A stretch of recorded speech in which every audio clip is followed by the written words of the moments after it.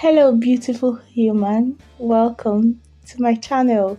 If you want to sneak in a braid design into your child's hair, this is perfect. It is easy, it stands out, and it is just beautiful. As you can see, she doesn't even have too much hair to start with, just enough to braid, and yet this design looks so beautiful on her.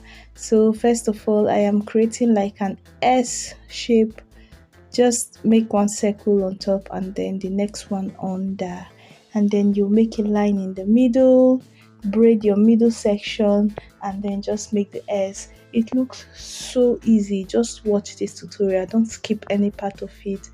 Watch this tutorial and it is so easy to create. This is the easiest money braid. It has just one line and then just S, no complication anywhere, just simple, very simple and so cute, and it is manifesting money. What's better than that? Cute and bougie.